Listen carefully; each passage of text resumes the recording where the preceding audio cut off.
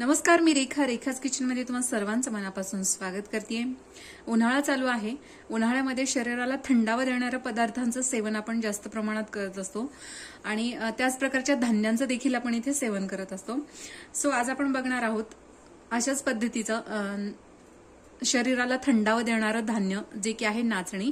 आणि नाचणी हे उन्हाळ्यासाठी अतिशय उत्तम असं धान्य आहे जे आपल्याला शरीराला थंडावा प्रदान करतं।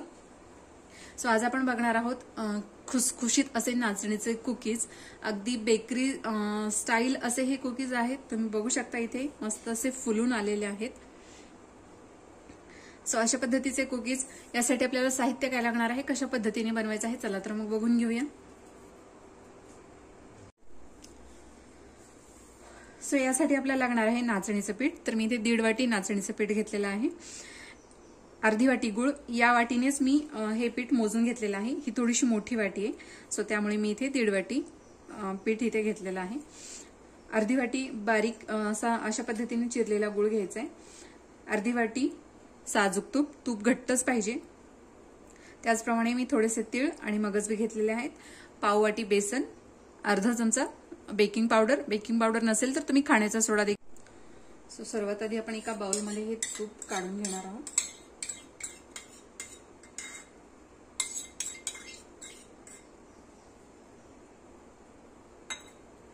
व्यवस्थित असं फेटून घ्यायचंय।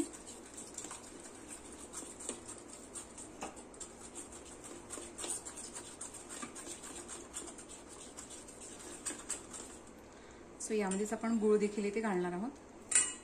गूळ चिरून घेतलाय जेणेकरून तो पटकन असा विरघळला जातो।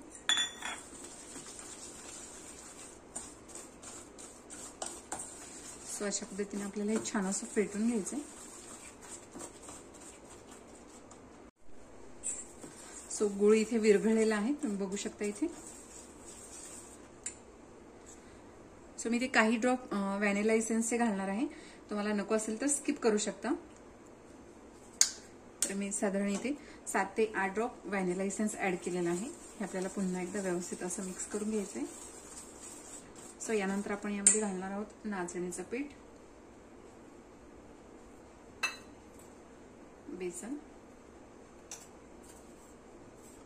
तीळ आणि मगजबी। त्याचप्रमाणे आपण इथे जो बेकिंग पावडर घेतला आहे ते देखील इथे ऍड करणार आहोत। सो हे आता आपल्याला हातानेच व्यवस्थित असं मिक्स करून घ्यायचंय।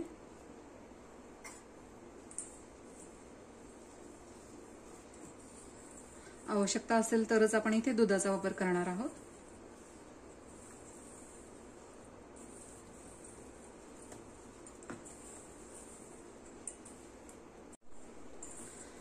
सो हे मिश्रण इथे तयार झालेलं आहे, तुम्ही बघू शकता इथे।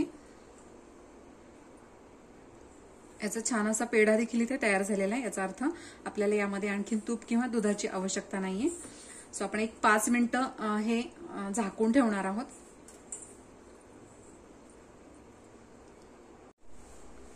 साधारण एक 5 मिनिटं झालेली आहे। सो मिश्रण इथे पुन्हा एकदा आपण व्यवस्थित असं मिक्स करून घेणार आहोत आणि याचे छोटे छोटे असे पेढे बनवून घ्यायचे। तुम्हाला हवे त्या साईज मध्ये तुम्ही इथे कुकीज तयार करून घेऊ शकता। सो तुम्ही बघू शकता छान असा पेढा तयार झालेला आहे। त्याला अगदी हलकं असं प्रेस करायचंय। सो अशाच पद्धतीने मी इथे सर्व कुकीज तयार करून घेणार आहे।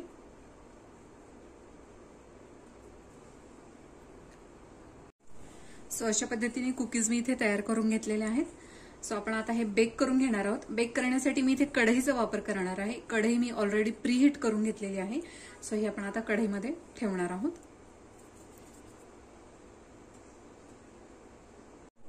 सो इथे एक मी कढई घेतली आहे, ती ऑलरेडी मी प्रीहीट करून घेतली आहे। साधारण एक 10 मिनिट आपल्याला कढई प्रीहीट करून घ्यायची। त्यामध्ये मी एक स्टँड ठेवलेला आहे। मिठाचा वगैरे मी इथे वापर केलेला नाहीये। तुम्हाला मीठ खाली इथे टाकायचं असेल तर मिठाचा वापर करू शकता। सो अशा पद्धतीने स्टँडवर आपल्याला ही प्लेट ठेवायची आहे।